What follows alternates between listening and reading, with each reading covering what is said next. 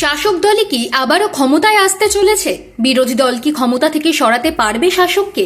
এই দুই প্রশ্নের সঙ্গে সমান্তরালভাবে চলছে আরও একটি বিষয় নিয়ে যুক্তিতর্ক। তৃতীয় শক্তি হিসেবে কি এবারের বিধানসভা নির্বাচনে ছাপ ফেলবে লাল ঝান্ডা? কংগ্রেস জোটে না আসায় সুবিধা হয়েছে বলেই ব্যাখ্যা করেছেন সিপিআইএমের নেতারা।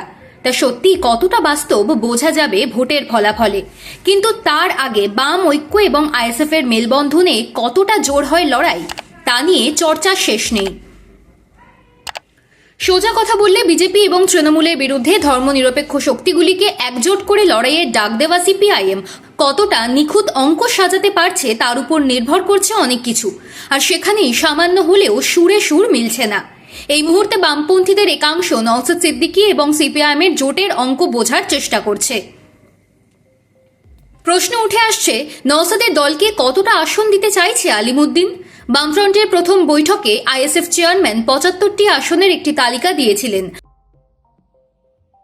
বৈঠক সেরে বেরিয়ে এসে বলেছিলেন একটা তালিকা জমা করেছেন ঠিকই, তবে তিনি জোটের কথা ভেবে স্বার্থ ত্যাগ করতে রাজি।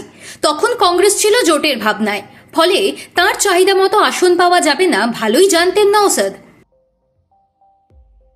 এরপর গড়িয়েছে জোটের জল। কংগ্রেস একা লড়ার সিদ্ধান্ত নিয়েছে। তারপরই নওশাদ বামফ্রন্টকে জানিয়ে দেন তিনি জোট শরিক হিসেবে ৫০টি আসন চান। এরপর থেকেই পাকিয়েছে জট। আসন সমঝোতা নিয়ে বামফ্রন্ট নতুন করে কথা বলেনি নওশাদের সঙ্গে। এতেই ধৈর্যচ্যুতি ঘটেছে নওশাদের। তিনি যে ৫০টি আসনের দাবিতে অনড় তা বলে দিয়েছেন মিডিয়ায়। ৫ বছর আগের বিধানসভা নির্বাচনে জোট শরিক হিসেবে ৩১টি আসন দেওয়া হয়েছিল আইএসএফকে। তখন সদ্য রাজনীতিতে পা রেখেছিলেন নওশাদের দল। কিন্তু গত ৫ বছরে ধীরে ধীরে ডালপালা মেলেছে, সংগঠন ছড়িয়েছে। এই পরিস্থিতিতে নওশাদের ৫০টি আসনের দাবি অমূলক নয়। প্রশ্ন হল, আলিমুদ্দিন কি নওশাদের দাবি মেনে নেবে? যা শোনা যাচ্ছে গতবারের থেকে আসন সংখ্যা বাড়ানো হবে, তবে সেটা ৫০ নাও হতে পারে। ২০১১ সালের বিধানসভা নির্বাচনে ২১০টি আসনে প্রতিদ্বন্দ্বিতা করেছিল সিপিআইএম, আর গত দুবার যথাক্রমে ১৪৮ ও ১৩৮টি আসনে লড়াই করেছে তারা। ২০১১ সালের মতো না হলেও গত দুবারের থেকে বেশি আসনে লড়াই করার সিদ্ধান্ত নিয়েছে সিপিআইএম। সংখ্যাটা ১৭৫ বা তার বেশি হতে পারে।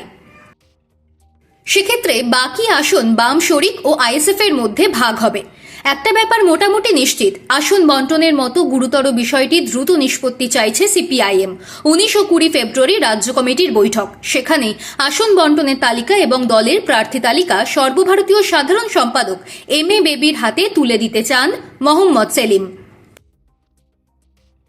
ফলে হাতে সময় কম, দ্রুত সব প্রক্রিয়া শেষ করতে চাইছে সিপিআইএম।